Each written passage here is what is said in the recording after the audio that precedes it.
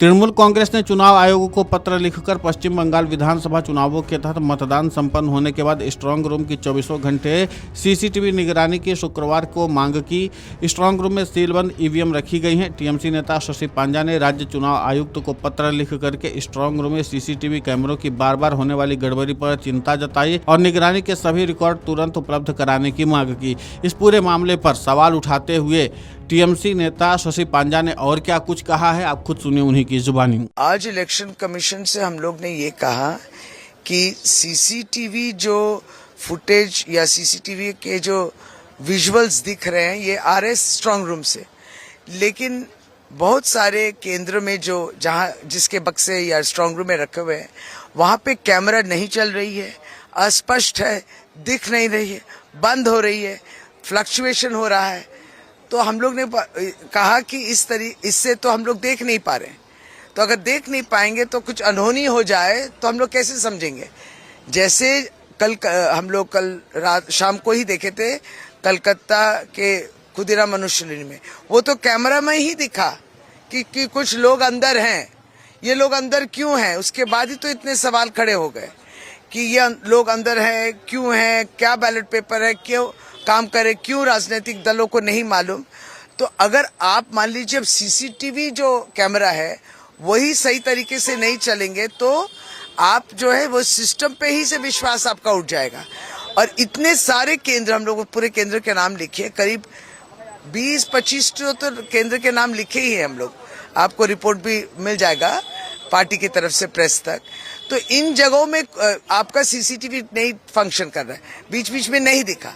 तो हम लोग का यही डिमांड है कि जब जब नहीं दिखा ये पूरा फुटेज भी हम लोग को अवेलेबल कीजिए, उसकी जांच हम लोग करना चाहते हैं और ऐसे डिस्ट्रप्शन ना हो, बंद ना हो जाए, इसकी भी देखरेख में जो उनकी एजेंसी उसको देखना है।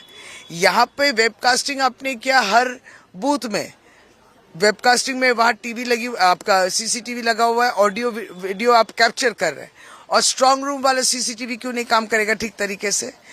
तो you must build confidence in the system.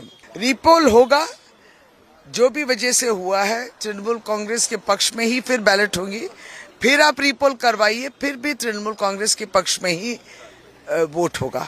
ये रीपोल एक जब करवाते हैं तो कहीं ना कहीं एक बदनामी है। यही रीपोल करने का ही उद्देश्य था भारतीय जनता पार्टी के।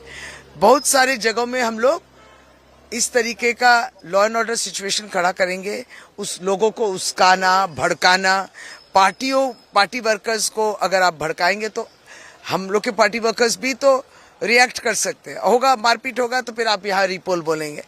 लेकिन हम लोग जो है पूरा संयम से काम लिए, ठंडे दिमाग से काम किए। हम लोग वो जो उस्का रहे थे, भड़का रहे थे, उसके रिस्पॉन्स में हम लोग ने कुछ नहीं किया। भड़ास हम लोग में निकाल सकते थे। तो ये बीजेपी का एक उद्देश्य था।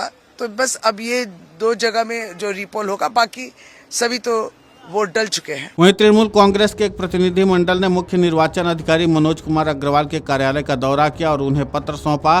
कोलकाता के 2 मतगणना केंद्रों पर गुरुवार देर शाम उस समय भारी हंगामा होगा जब तृणमूल कांग्रेस नेताओं ने विधानसभा चुनावों की सीलबंद ईवीएम वाले स्ट्रांग रूम में पारदर्शिता की कमी और गड़बड़ी किए जा सकने का आरोप लगाया। तृणमूल कांग्रेस उम्मीदवारों शशि पांजा और फिरहाद हकीम ने संवाददाताओं से कहा कि हरिपाल, जलपाईगुड़ी, सागर दीघी, रामपुरहाट, घाटल, औसग्राम, आरामबाग, तामलुक, तपन और तूफानगंज, मैनागुड़ी, जयनगर कस्बा और सतगछिया जैसे कई इलाकों में स्ट्रांग रूम परिसर में लगे सीसीटीवी खराब होने की खबरें आई हैं।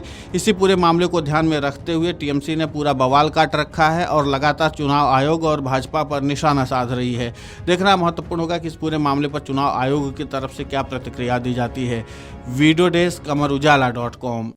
अगर आप ये वीडियो YouTube पर देख रहे हैं तो हमारे चैनल को सब्सक्राइब कर बेल आइकन दबाएं और Facebook पर देख रहे हैं तो हमारे पेज को लाइक करें।